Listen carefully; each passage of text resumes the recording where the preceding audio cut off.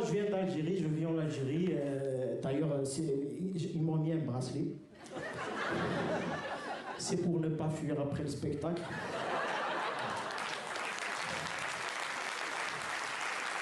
Ben, il y a 2 agents de police qui m'attendent dans les coulisses. Je serai directement rapatrié chez moi après le spectacle. Très content d'être là. Et puis, il faut le dire, les derniers temps, on est très fiers d'être algériens après la Révolution, n'est-ce pas, mesdames et messieurs? On est très contents. 11 mois de manifestations pacifiques. C'est très dur pour nous d'être pacifiques, sincèrement. T'as envie de... C'est pacifique à l'intérieur. T'as envie de frapper le flic. Je te frappe pas, que éloigne-toi. Voilà, la langue enroulée, quand on s'énerve, ça va parler à beaucoup. Bonsoir Océane et bonsoir Kamel Abdat. Alors Océane, vous êtes donc à l'Institut du Monde Arabe à Paris qui va accueillir ces prochains jours des humoristes originaires des 2 rives de la Méditerranée. Et oui, tout à fait, c'est la 3e édition de ce festival et il a la particularité en effet de réunir des artistes qui sont passés par des scènes du monde entier et qui mélangent codes et traditions en rebondissant notamment sur l'actualité. C'est en tout cas une des caractéristiques de Kamel Abdat qui est avec moi aujourd'hui. Merci Kamel d'être ici avec nous, notamment surtout que vous animez une soirée dans 20 minutes, la première soirée de gala qui est assez particulière. Alors, vous l'animez avec Sabrine Zayani. C'est une soirée, contrairement aux suivantes, qui se tiendra essentiellement en dialecte arabe maghrébin. Oui, donc en Darija, donc c'est la première soirée, on va la faire en arabe. À l'Institut du Monde Arabe, on va parler un peu d'arabe, c'est bien aussi. On va donner des cours, ça sera mon premier cours d'arabe que je vais donner ce soir.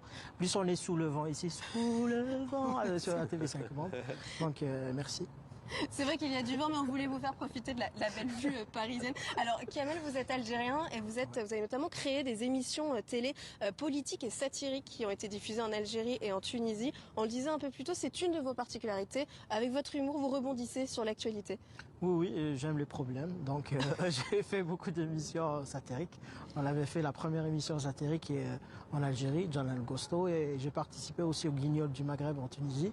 Donc, malheureusement, aujourd'hui, on ne peut plus les faire, mais ça a le mérite d'avoir existé. J'espère qu'on pourra en refaire aussi très prochainement des émissions politiques en Maghreb. Alors ce festival, vous le connaissez bien puisque vous y êtes passé en 2020, vous l'avez même gagné. Quels souvenirs vous en gardez ? Je passe tellement à l'Institut du Monde Arabe que j'ai ma chambre ici. Je vis ici chaque matin. Vous pouvez me trouver à l'Institut du Monde Arabe. C'est ma 3e fois. Il y a une bonne organisation. Il y a une très bonne équipe à l'Institut du Monde Arabe. Et puis, ils m'ont beaucoup aidé avec de la promo, avec des spectacles. C'est le 3e spectacle que je fais avec eux. Donc, c'est avec grand plaisir que je reviens chez eux. Voilà. Alors pour ces éditions, on va retrouver des artistes émergents, des artistes qui sont passés par Montreux, Marrakech, même Hong Kong. Je vais en citer quelques-uns. Il y a Kamel Duval, Louis Chappé, Alexandra Pizzagalli, le jeune duo Zaldis et Kajin. Et puis Elsa Arnoux, je vous propose de regarder un petit extrait d'un de ses sketchs. Et en plus d'avoir l'air d'une enfant, dans ma tête je suis une gamine. Et j'aimerais trop être une femme, tu vois. Une vraie femme, j'entends. Hein. Je veux pas une femme comme moi qui va faire je vais faire pipi avec toutes ses copines. Non, non. Pas une femme comme moi qui va bouder quand elle est vexée, qui va dire non c'est bon, j'ai plus envie de te parler, non vas-y meurs. Non. Une vraie femme qui va arriver, qui va être digne, qui va dire écoute, hier soir tu m'as blessée. Je souhaite qu'on en parle de façon rationnelle. Autour d'un verre de chardonnay. Alors Kamel, j'imagine que vous en connaissez quelques-uns. Est-ce que vous avez un coup de cœur ? Ils sont tous super, surtout moi. Et après moi, il y a Chappé que j'adore, et puis il y a Karim Duval qui est excellent, et aussi Wallace qui est un Marocain qui vit, je pense, en Côte d'Ivoire, qui est magnifique aussi. Donc venez voir tous ces humoristes. Alors en quoi il est si particulier et surtout important ce festival, Lima Comedy Club ? Il est important parce qu'on a des humoristes comme moi qui viennent d'Algérie qui ne sont pas connus en France, donc c'est un tremplin pour nous, et il y a différents styles, il y a de différents mondes, univers d'humour qui se côtoient ici, donc ça nous permet aussi de faire connaissance avec d'autres humoristes, avec d'autres univers de théâtre, etc. Voilà.